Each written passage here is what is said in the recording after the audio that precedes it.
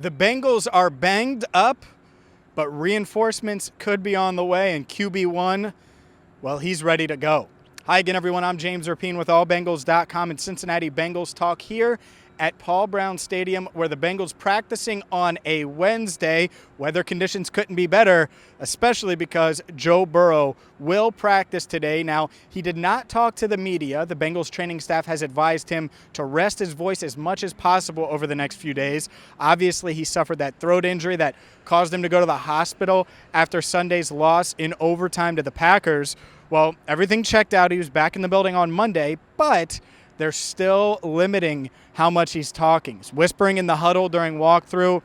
Not expected to be limited at all in practice, but certainly something to keep an eye on. And Burrow's taking a lot of big hits this season. Here's Zac Taylor, Jessie Bates, and T. Higgins on his status, and then what goes through their mind as players when Burrow gets hit as much as he's gotten hit this season. Everything's going good. You know, we're just trying to limiting what he has to say and how he's got to use his voice through today. So it kind of works out because we're going on the road in a dome. It can be loud.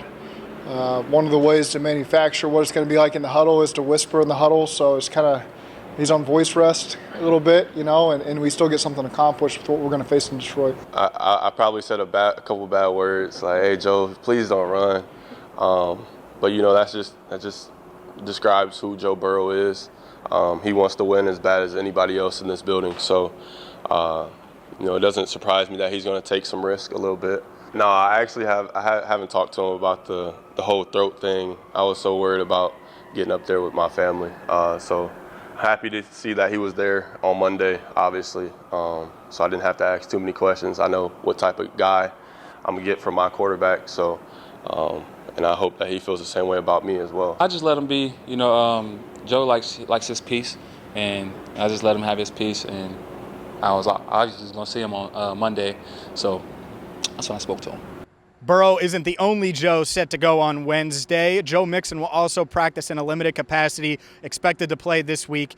Played through that ankle injury against the Packers. Expect that to happen again. But with Samaje Perine on the COVID-19 reserve list, the Bengals are prepared to activate Travion Williams from the practice squad, the running back out of Texas A&M that has seen some regular season action but has been on the practice squad this season. Also look for Chris Evans to move up to that RB2 role and see his role expand. The sixth-round rookie has flashed his potential through the first 5 weeks of this season. And then on offense, as far as the COVID-19 reserve list, Jackson Carman on there as well. So Deontay Smith looks to make his first NFL start. The fourth-round rookie out of ECU didn't get any reps at right guard in training camp or in the preseason, but Zac Taylor says he's going to be ready to go.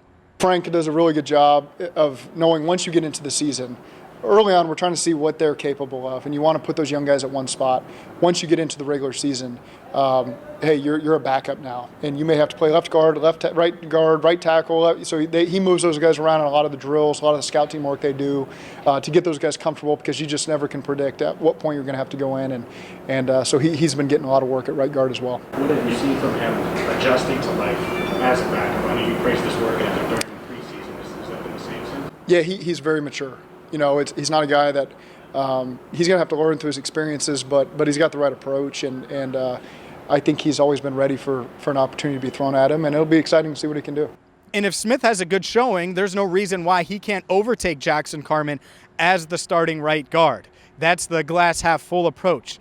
The downside is you're on your third right guard through the first 6 weeks of the season, with Xavier Su'a-Filo now on injured reserve, Jackson Carman on the COVID-19 reserve list, and now Deontay Smith. So we'll see how he performs. Team essentially preparing for Carman and Perine to be out. Now, if they do have 2 negative tests, COVID-19 tests, within a 24-hour span, they can come back. They can be active on Sunday, but obviously there's a long ways to go for that to happen. Other news and notes, Khalid Kareem active. The second-year defensive end has missed the first 5 games of the season with a shoulder injury that he suffered in training camp. So he's going to practice and is practicing on Wednesday.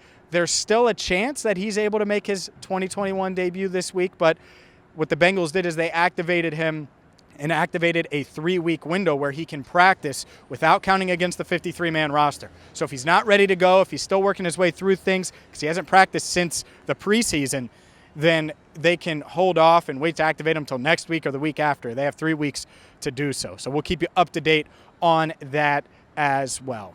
As for biggest takeaways from today's news conferences, one is Jessie Bates, because the 2 out of the past 3 weeks now, Jessie Bates has gotten dinged up. We know about his contract situation. We know he's in the last year of his rookie deal, and we certainly know that he wanted to get a long-term deal done with the Bengals. Well, that has not happened. The extension hasn't happened, and he suffers that neck injury against Pittsburgh. It keeps him out week 4 against the Jaguars, gets dinged up at the end of the game on Sunday against the Packers, and while he's set to play against Detroit, I asked Jessie how scared he is in those moments knowing that he doesn't have a long-term extension.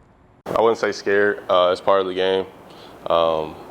Obviously, that comes into talks. Obviously, you want to get a deal done because you know what could happen, at any point of the game. But, I pray every night before I go to bed. I know I'm protected by the man upstairs, so I know it'll work out. Like I said, at the beginning of the summer, it'll be all God's timing, and I'm not changing that mindset at all.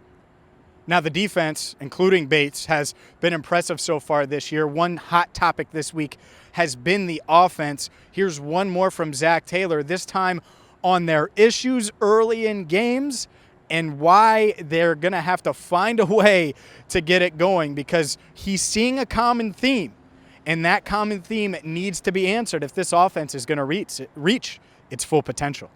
We just need a more consistent performance across all 4 quarters. I think there's been some good times when we've moved the ball over the course of a half and been productive. We just need to put it all together and have just a really solid overall performance. And really, pinpoint one area, it's third down. We got to be better on third down. If you missed our live stream, we went live on Tuesday. We're going to try to do that every single week here moving forward. So make sure you ring the bell, hit that subscribe button, and we're going to have the latest and greatest Bengals news each and every day right here from Paul Brown Stadium. Also have a special guest coming on Thursday, so stay tuned for that. Until next time, I'm James Rapien signing off from Paul Brown Stadium.